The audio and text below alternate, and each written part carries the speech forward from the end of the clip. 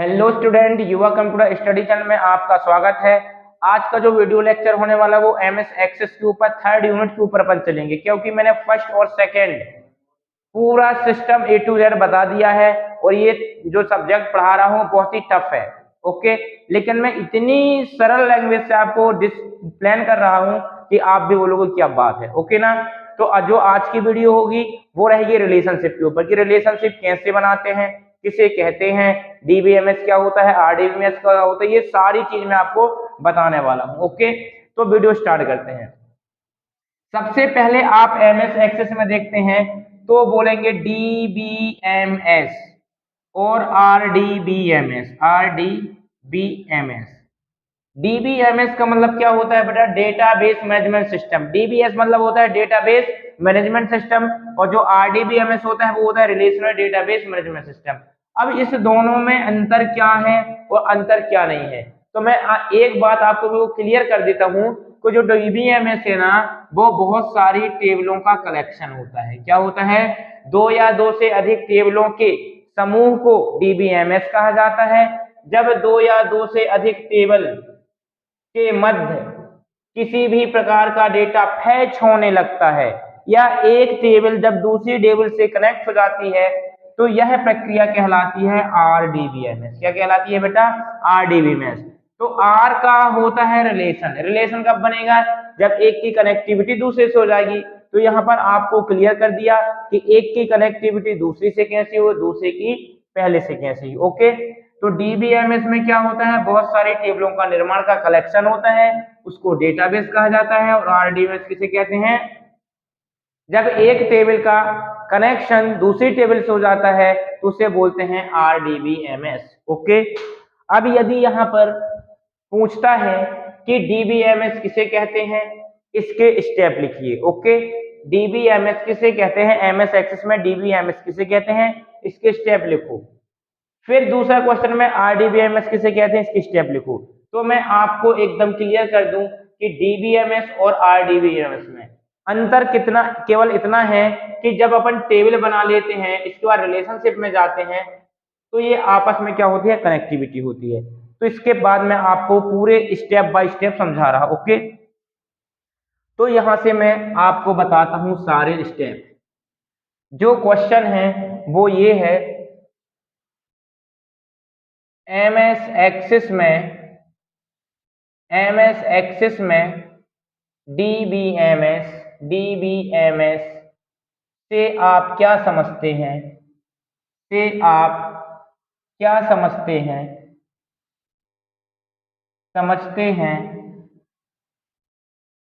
Step लिखिए, विभिन्न step लिखें या लिखिए, कोई दिक्कत नहीं है। तो यहाँ पर एमएस एक्सिस में डीबीएमएस, जो आपकी हेडिंग रहेगी वो रहेगी एमएस एक्सिस में डीबीएमएस। तो क्या लिखोगे? जब एमएस एक्सिस में दो या दो से अधिक टेबलों का निर्माण किया जाता है तो दो या दो से अधिक टेबलों के ग्रुप को डीबीएमएस कहा जाता है, डेटाबेस मैनेजमेंट सिस्टम कहा जाता है। अब इसके स्टेप कैसे लिखेंगे? तो स्टेप नंबर फर्स्ट, जो मैं आपको पहले से ही बताते जा रहा हूं कि स्टेप कैसे लिखने हैं। तो स्टेप नंबर फर्स्ट में क्या आएगा बेटा? स्टेप नंबर फर्स्ट क्या लिखेंगे इसमें? सर्वप्रथम कंप्यूटर को ऑन किया जाता है। सर्वप्रथम क्या किया जाता है बेटा? कंप्यूटर को ऑन किया जाता है, ऑन किया जाता है। ओके, सर्वप्रथम कंप्यूटर को ऑन किया जाता है। इसके बाद स्टेप नंबर 2 क्या आएगा? तो स्टेप नंबर 2 में सर्वप्रथम कंप्यूटर को ऑन किया जाता है। इसके बाद क्या करेंगे? स्टार्ट बटन पर क्लिक करते हैं। स्टार्ट बटन पर क्या करते हैं बेटा? क्लिक करते हैं। स्टेप नंबर 3, ऑल प्रोग्राम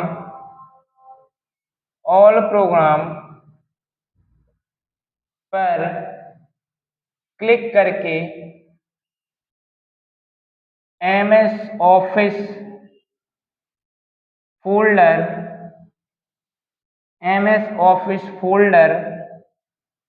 में जाकर एक्सिस को प्रेस करते हैं या क्लिक करते हैं, ठीक है ना। ऑल प्रोग्राम पर क्लिक करके एमएस फोल्डर मिलेगा आपको, एमएस फोल्डर में क्लिक करोगे तो एक्सेस में जाओगे और एक्सेस में क्लिक करोगे तो क्या होगा, एमएस एक्सेस का इंटरफेस ओपन हो जाएगा। तो स्टेप नंबर 4 में अपने क्या जाएंगे, स्टेप नंबर 4 में एमएस एक्सेस का इंटरफेस ओपन हो जाता है,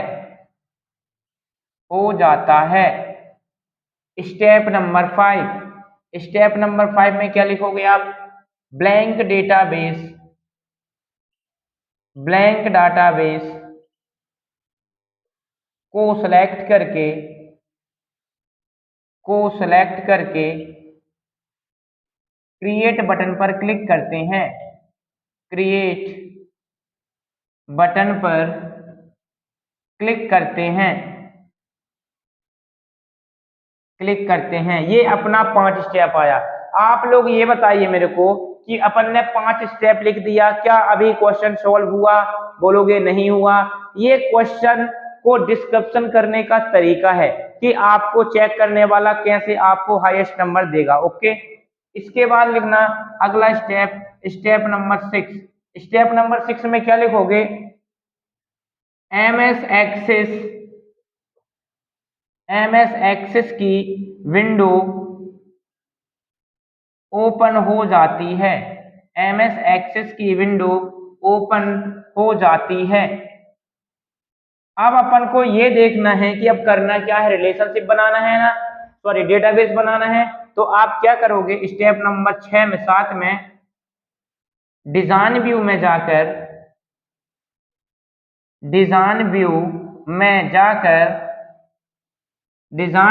जाकर फील्ड का निर्माण करते हैं। किसका बेटा, फील्ड का निर्माण करते हैं। अगला स्टेप इसी में लिखना, डेटा शीट व्यू में जाकर रिकॉर्ड्स को स्टोर किया जाता है,